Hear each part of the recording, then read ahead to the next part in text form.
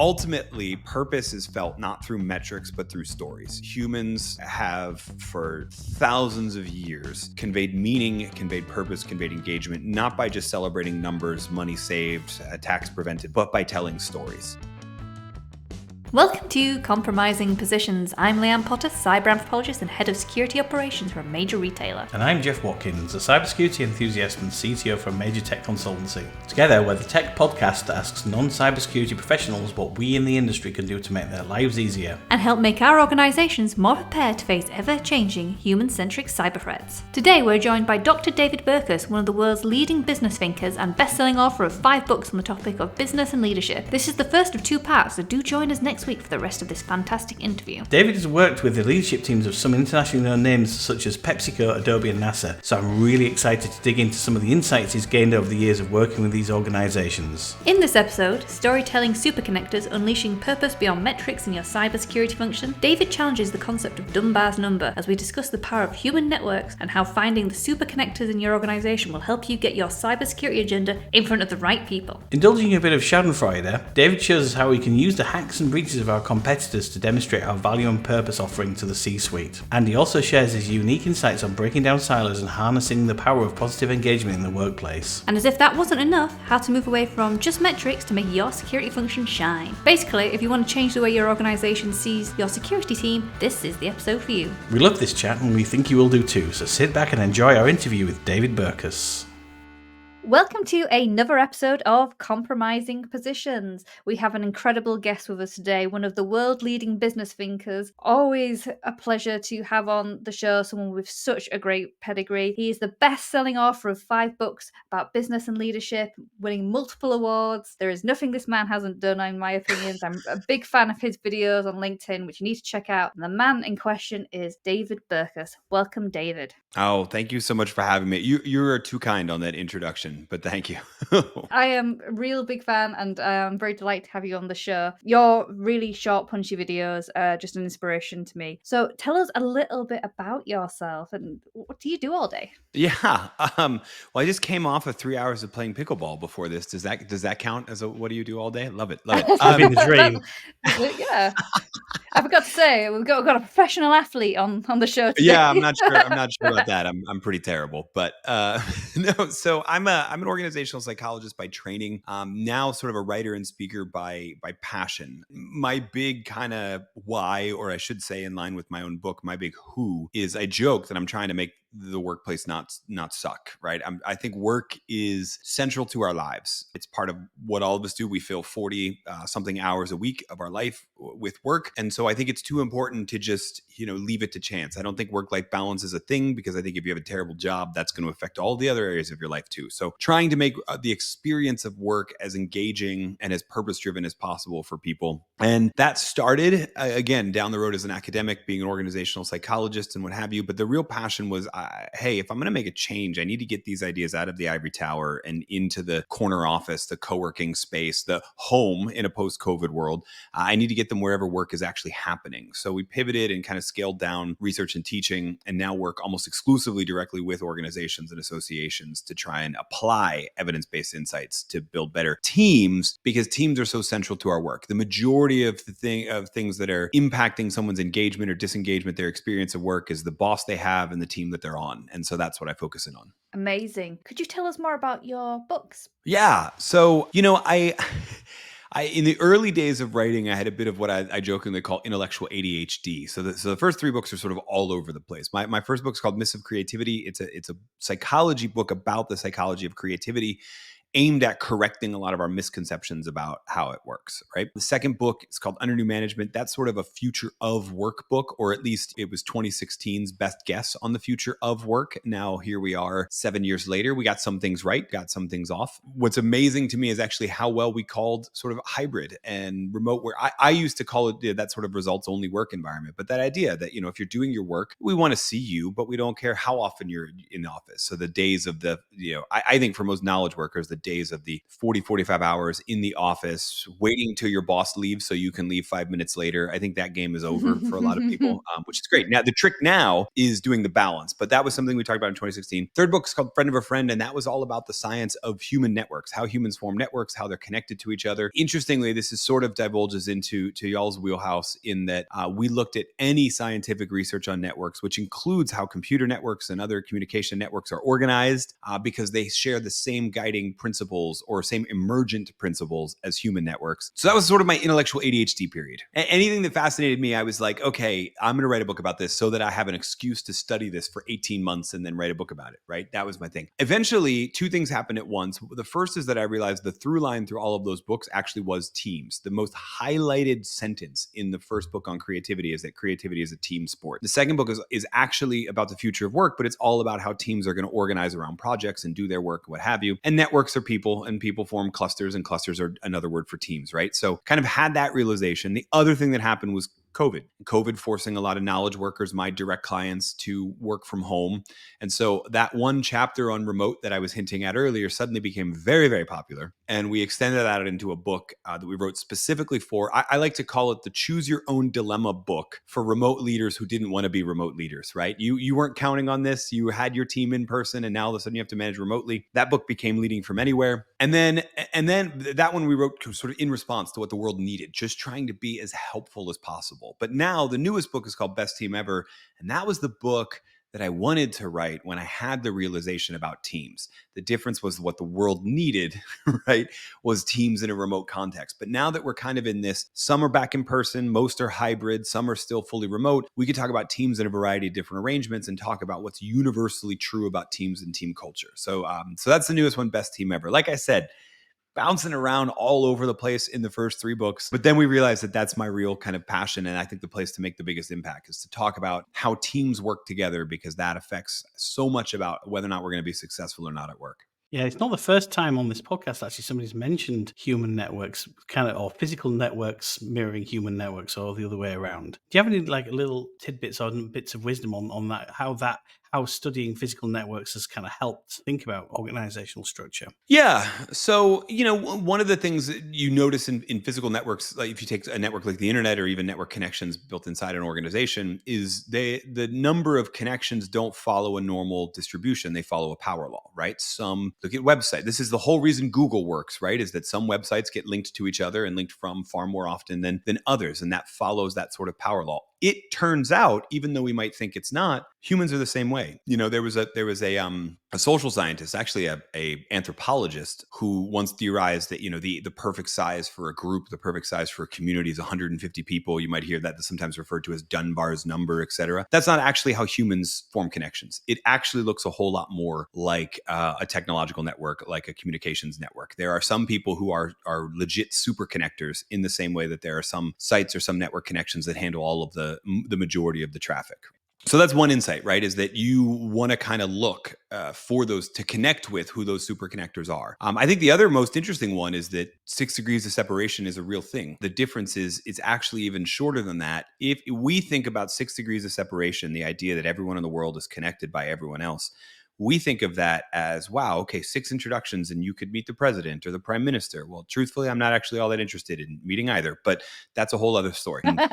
What I think is interesting is that when you look at it from a technological standpoint, when you do the studies that actually crawl, let's say, social networks, so on LinkedIn or on Facebook, et cetera, the number shrinks to 3 to 4. And what that tells me is that 6 is the number if you're trying to find a path by finding one person. Who do they know? Then who does who they know, and who do they know? But if you could crawl the entire network, you can find a much more efficient path, which is what technological networks often are set up to do. You have all of these redundancies, and you have all of these back channels, and you have all these things that make the network more resilient, but also make the connections quicker. So my lesson here, obviously, your brain doesn't have the computing power to map a complete social network of a professional association and find the perfect person to ask to. But what I tell people is be open. Be open to the idea that the person you think is going to be the in to that particular company or that particular opportunity is not. In fact, it'd be better if instead of finding people who work with or friends who work with the company maybe you want to get connected to, it'd be better if you just said an open answered question to a lot of different people like, hey, who do you know in whatever? Let's say you wanted to work in consumer packaged goods. Who do you know? Let's say you want to work at Procter and Gamble. Who do you know in consumer packaged goods? Just a broad question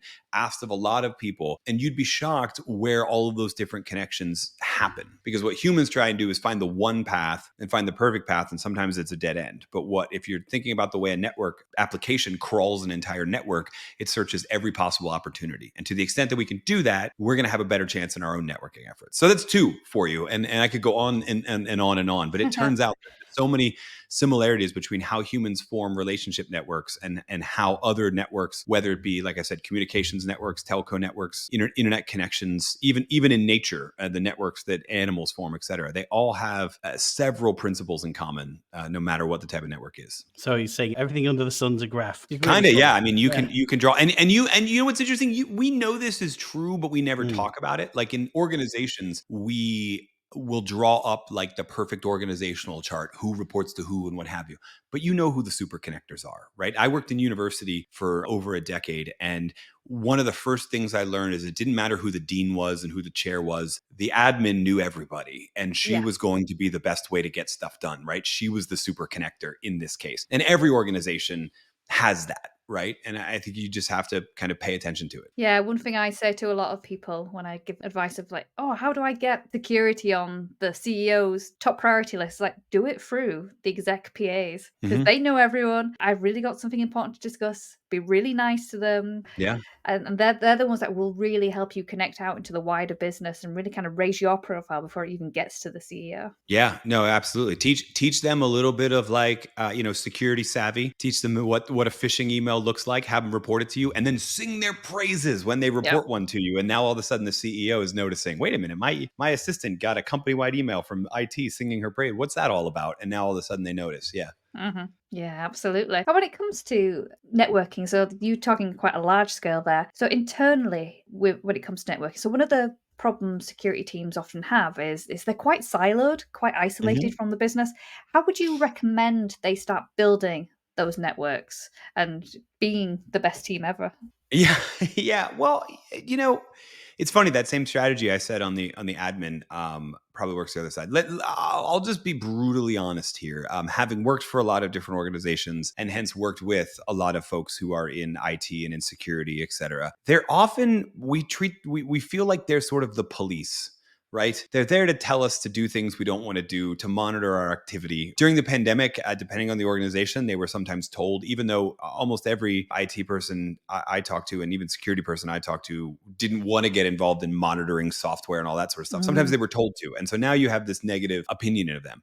To me, it's really a question of, I firmly believe that every role in an organization has a purpose. I talk about in Best Team Ever, I talk about this idea of pro-social purpose. Every team and every individual should be able to answer the question, who is served by the work that we're doing? And that helps you draw your own sort of personal meaning from it, et cetera. But also the reality is there is an answer to that question. If there wasn't, we would have outsourced that job, right? It's cost inefficient to have to employ someone who does no service to the larger organization. So just because you're not making the product or selling the product or, I don't know, keeping the books on all of those sort of things doesn't mean your position's not important. That said, so that's where we need to start. We really need to think about, how does the work that we do serve other people? And then how do we emphasize that more often than we emphasize sort of the compliance thing? Right? So before we're sending another email that's like, hey, just kidding. I know we told you capital letter, lowercase letter, number, and special character. Now we want passwords to be a sentence. Instead of sending out those kind of things, maybe celebrate somebody who actually protected you, right? Or tell the story of how, yeah, you had this vulnerability, but here's how bad it could have been. I think sometimes it's not just, hey, here's what happened that we were either victims of or that we blocked out. Sometimes just teaching people how it works. Let me give you a totally different example that's not entirely cybersecurity, but it does involve. So have you ever dealt with kind of identity theft, for example. There are all sorts of different scams that people do from identity theft, from title theft, from stealing your social security to get a job, from even just like writing fraudulent checks because they figured out your account number, etc. And we had that happen to us as a family at one point. And I actually thought, I mean, we caught it quickly, we were protected, all of that sort of stuff. But I actually thought it was fascinating, like learning how the scam worked. And so what if we just did that? Instead of just saying change your password so it can be more secure, be like, here's how this scam works. Here's how, like, spotlight on scams, almost a regular, almost friendly, sort of fascinating story. And then at the end of it, it is, and here's how we protect you from that exact scam, right? So you're doing two things there. You're teaching people more about the world behind it. Here's how this attack works. Here's how that attack works. But also, this is why we're asking you to do this thing. So I think those sort of things that tell that story. Every role in an organization answers that question. It serves somebody. So it should be able to answer that question, who is served by the work that we do? To the extent that we can tell that story, not only to our own people to keep them motivated and engaged, but to the rest of the organization, we may end up taking the first step of breaking down silos, right? Which is getting people to feel like we're not the police, getting people to feel like, we're not the sort of bad guys who are there to crush them or to block them from being more efficient or what have you. We're here to block all of these stories of the different ways we can get attacked that we've now taught you about.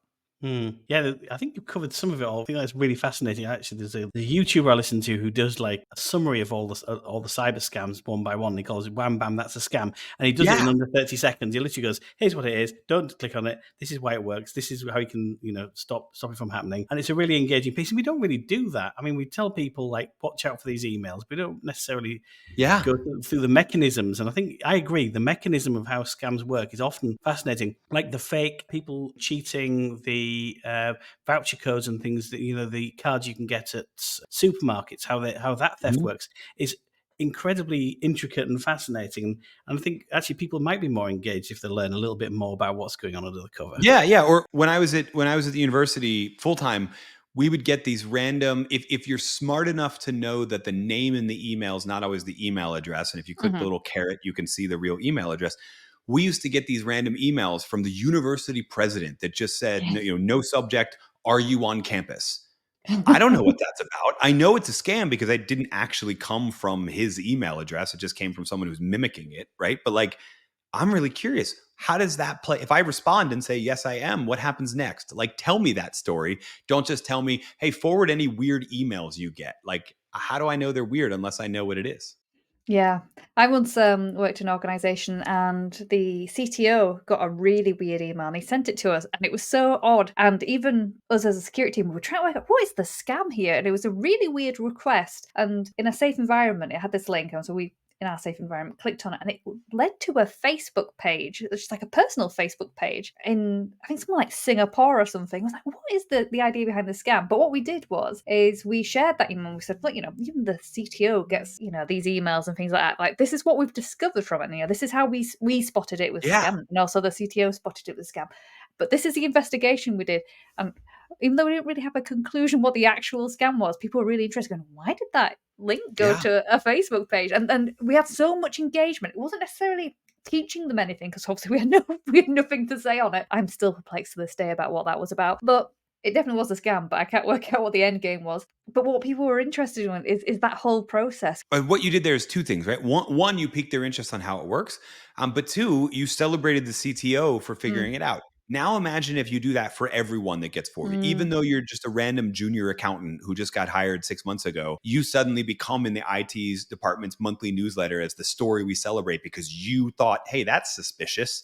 And it tipped us off to a new way people are attacking our organization, right? So not only are you piquing their curiosity, you're celebrating people throughout the whole organization, saying you have a role to play in this as well, Absolutely. And I think also sort of deep down, and I hate to say this, but I think sometimes we quite like these stories because some of the stuff these scammers do and these hackers do are quite impressive and ingenious. So these people are no slouch. These are very creative thinkers in their own way. What they're doing is abhorrent, but how they do it is quite interesting.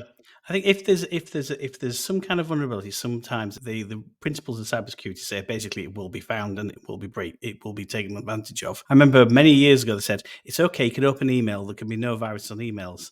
it's okay. You can open an attachment. Attachments at this point, nobody figured out how to put things like viruses into or malware into PDFs or into images. And over time, everything we knew was true. People have found ingenious ways of getting around it and putting something naughty in there. Yeah, or even just quirky things. Like I remember, I think it was Freakonomics, in the book Freakonomics, they talked about how like the Nigerian scam, the Nigerian prince scam helped me get the money out. Like they deliberately put typos in the email because if you're smart enough to realize this can't, then they don't want to even deal with you. They want the people who are so gullible they'll overlook typos in the email because those are the ones that are actually, why waste your time with people who are going to respond first but then go, well, wait a minute, you're a really bad speller for a prince of a country, you know what I mean? That's super interesting. I think the assumption has always been is that because English isn't necessarily the first language of some scammers, that this is actually a downside to their attack. But that little tidbit of information is because they're looking for the most gullible people. Because one of the key things they're talking about generative AI at the moment is, it'll make scam emails more credible because it will fix all of the typographical errors. It's interesting to hear that I've never heard that before. I find it Oh, fascinating. really? Yeah, no, the Stephen Levitt, the economist behind the Freakonomics podcast, did a whole economics paper on that idea, right? Why you don't want to respond to every single person that replies to your email. You want to figure out who the most gullible people are. You And so want an you easy end up, mark. right, exactly. You've spoken quite a lot about don't be the police, but how, in some ways, that is a little bit of part of our role. It's not my favorite part of the role. I try to use the word no discriminately, so it has more impact, more meaning. I much prefer yes, but let's think about how we do it in a secure way. How do you make the police more popular if there is an element of that to the role? Yeah, so I mean, the first is you share far more. Like it's a ratio thing. Yes, you're going to have to say no to them at some point, but if you could share far more stories about the way in which your work is protecting the organization, and in particular stories that involve other people, not just in your department, that way you're seeing it. This is everyone's job. If the ratio is higher, it's going to make those no's much easier to take. They're still going to be there, right? Just like the police still have to deal harshly with some people who are obviously criminals. But the thing that, at least in the United States where I am, that's not happening enough and probably hasn't for the last 10 years is people sharing the stories of the way they actually are serving the community. If we can highlight those more, then it softens the nose. Right now, especially, I mean, I'm speaking anecdotally here from my own experience in a variety of different organizations. It often feels like the cybersecurity folks and even just the IT department writ large are the party of no consistently. And then very rarely are there like, here's how we're protecting you sort of stories. And so if that's all you're getting, then yeah, that's pretty annoying, right? So I think it's really that you've just got to focus in on those more often. I'll be honest, I'm not sure what the perfect ratio is. There is that whole 3-to-1 in interpersonal relationships they talk about, that for every negative comment to have 3 positive comments. Otherwise, people are going to start to feel like that relationship is strained, like that person is always negative because we have that bias towards the negative. So maybe that's the ratio. I don't know what the perfect ratio is, but I know most of the professionals that I've at least worked in the same organization as, the ratio is non-existent. It's almost always just those no's. Yeah, I don't really want, as a cybersecurity person, want to work in an environment where I'm always saying no to people. I don't want that. I want to enable the business to be able to do what it needs to do. So I think even for your own sanity, it's probably good to start thinking of how do you get out of that remit of being utterly the punitive police and instead being, your, in the UK we call it your local friendly Bobby. Yeah. I like the things you mentioned earlier about celebrating effectively the successes of people who have applied their cybersecurity knowledge well, and have effectively helped defend, effectively making citizens' arrests on bits that could have gone further. That's what it feels like. And I think that also touching on the people like to understand how some of these bad things work, and getting people involved in capture the flags and hack days. That also I've found really does engage people as well and gets people thinking about security more. Yeah. No, I totally agree. And then, the other thing you could do if you're at a loss of those sort of things is anytime a company in your industry or even a company with a similar size or in a similar location is the victim of an attack, that's technically a celebration for you too. Right. So, in the United States, I think the one that got the biggest headlines in the last couple months was the MGM hotels in Las Vegas. Yeah. Right. Huge thing. There were hotels in Vegas that it did not happen to. Presumably not because they didn't try, but because they couldn't find the same vulnerability. that's something we're celebrating. And that's the hardest thing. This is the dilemma from a motivational standpoint, right? We like to celebrate wins and we like to sort of deny failures. It's human psychology. Problem is, a win for a cybersecurity professional is nothing. Nothing happened. Yes. Yeah. Right. Which is so hard to prove to the CEO to give me more funding, because they can either turn around and go, great, nothing happened. Here's some more money for your project, or great, nothing happened. I can cut your budget now. But as soon as you can look to competitors, the other hotels on the Strip in Vegas presumably had some security measure in place that they couldn't figure out a way around. And so that's the reason MGM got attacked. So you could take that same thing. Hey, once we discover it, you're obviously not going to know it right away. But once all the forensics people come in and figure out what the vulnerability that triggered it all is, presumably that didn't happen over here because you had some security measure in place, or because a person, even better, right? Because somebody didn't click the suspicious email or however it happened. You can still celebrate that and go, look, this could have happened to us too, except that we had all of those measures in place. Thanks for funding all of those measures. And that may be the last part too, right? You're celebrating, whether it's the CEO, CFO, whether it's an individual who did the right thing so they didn't have the vulnerability. Celebrate, again, this goes back to the stories. Celebrate that person too, so that they feel like they're a part of the team as well.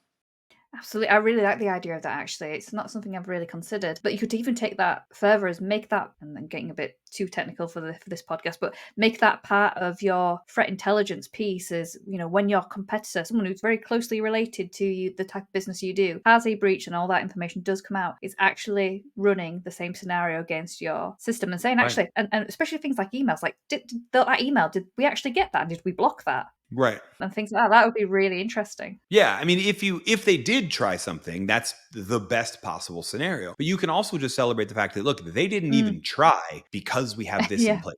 No, I think that's really, really great. And I really like that idea a lot, actually. I think I'm going to mention that in the team meeting tomorrow. Yeah, I mean, ultimately, the thing that all of this comes down to, that ties into my work, because I'm not, as you can tell, I'm not a cybersecurity professional. I know a little bit about what my password's supposed to be like. That's about it. But ultimately, purpose is felt not through metrics, but through stories. Humans have, for thousands of years, conveyed meaning, conveyed purpose, conveyed engagement, not by just celebrating numbers, money saved, attacks prevented, blah, blah, blah, blah, but by telling stories. And so if we're trying to win people over to our side, if we're trying to keep our team motivated, even if we're just trying to get the rest of the organization to feel like they're a part of our team, you're not going to win that argument with metrics. You're going to win it with stories. Metrics are important. They're definitely important, but you can't feel a number, but you can feel a story. And so that's ultimately the through line through whatever it is you try, whatever, if you're listening to this, you do for the podcast and steal and apply. That's the ultimate thing. It is about how do we capture and tell the stories of why the work that we do matters. What I enjoy about David's approach is it makes us challenge and redefine our perceptions of work, creativity and connectivity. Yeah, I really love that, and it's clear some organisations are more resistant than others to that challenge. The idea of superconnectors and the similarity between human and computer networks was really interesting, and I wonder how many superconnectors we have in our audience. Are you one of them? Well, it makes me wish I'd paid much more attention in my networking modules in university. Wop, wop, wop. Thanks. Links to everything David discussed in this episode can be found in the show notes. And if you like the show, please do leave us a review and a share on LinkedIn or in your teams. It really helps us spread the word, appease the algorithm gods, and get high quality guests like David on in future episodes. Yeah, it really does help. Like the 5-star review Kim left us on Apple Podcasts. We love reading this stuff and it helps find us a new audience. And a big shout to all those who've nominated us so far in the European Cybersecurity Blogger Awards. That's Musa, Beck, James, just to name a few. Thank you so much. We'll be so grateful if you haven't done so already to jump to the show notes and drop us a nomination for Best Newcomer. It literally takes like a minute, 2 minutes max, and it's people's choice, so I think we're in a really good chance of winning here. Well, I've got another good reason for people to like and subscribe. What's that then? So they don't miss next week for part 2 of David's interview, where we talk about his team culture triad and how doing a George Bailey, a la It's a Wonderful Life, might make you really appreciate your team's contributions to the organisation. Yep, I can't wait for that episode. But we hope you enjoyed this episode. See you next time, keep secure, and don't forget to ask yourself, am I the compromising position here?